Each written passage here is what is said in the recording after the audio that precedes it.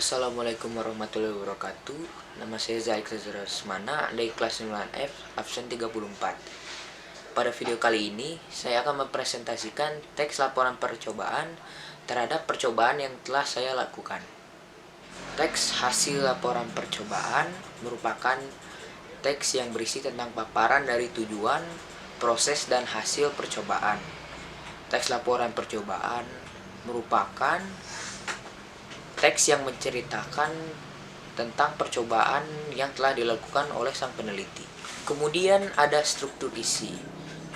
Struktur isi dari teks laporan percobaan terdapat 8, yaitu judul, tujuan, kajian teori, alat dan bahan, langkah-langkah kegiatan, hasil pengamatan, pembahasan, dan simpulan.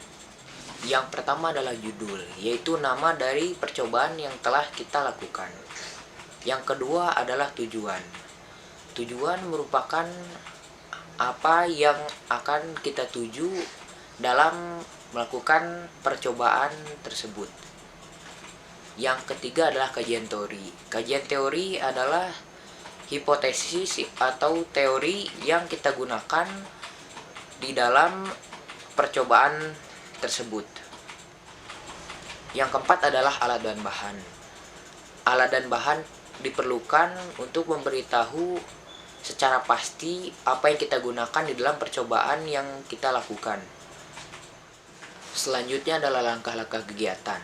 Langkah-langkah kegiatan merupakan urutan secara beraturan dari langkah-langkah yang harus kita lakukan untuk melakukan percobaan tersebut.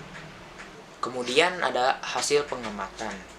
Hasil pengamatan adalah apa yang kita lihat atau apa yang kita dapatkan dari percobaan yang dilakukan pada langkah-langkah sebelumnya. Setelah itu adalah pembahasan. Pembahasan adalah pengaitan teori-teori dengan apa yang telah kita amati dari hasil percobaan yang telah kita lakukan. Dan yang terakhir adalah kesimpulan, yaitu adalah hasil dari keseluruhan percobaan yang telah kita lakukan. Yang terakhir adalah kaidah kebahasaan dari teks laporan percobaan. Di dalam teks laporan percobaan terdapat 4 kaidah kebahasaan umum. Yang pertama adalah istilah ilmiah, yang kedua adalah kata kerja tindakan, yang ketiga adalah kata pendefinisian, dan yang keempat adalah konjungsi penyebaban. Yang pertama adalah istilah ilmiah atau yang sering disebut dengan istilah teknis. Istilah ilmiah merupakan istilah yang berhubungan dengan topik atau tema tentang hal yang sedang dipercobakan.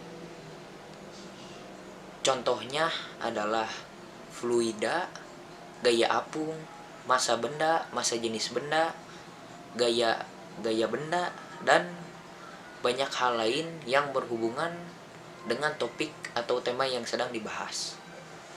Yang kedua adalah kata kerja tindakan. Kata kerja tindakan adalah kata kerja yang menunjukkan tindakan seseorang. Contohnya adalah memasukkan, menambahkan, membuat, menggunakan, dan banyak kata lainnya yang menggunakan awalan me. Ketiga adalah kata pendefinisian, yaitu adalah kata yang berfungsi untuk memperjelas suatu kata lainnya di dalam sebuah teks. Contohnya yaitu adalah dan bahwa. Kemudian yang terakhir adalah konjungsi penyebaban. Konjungsi penyebaban adalah konjungsi yang menunjukkan sifat sebab akibat. Contohnya adalah karena, oleh karena itu, oleh sebab itu, sebab, dan lain-lainnya. Cukup sekian presentasi dari saya. Wassalamualaikum warahmatullahi wabarakatuh.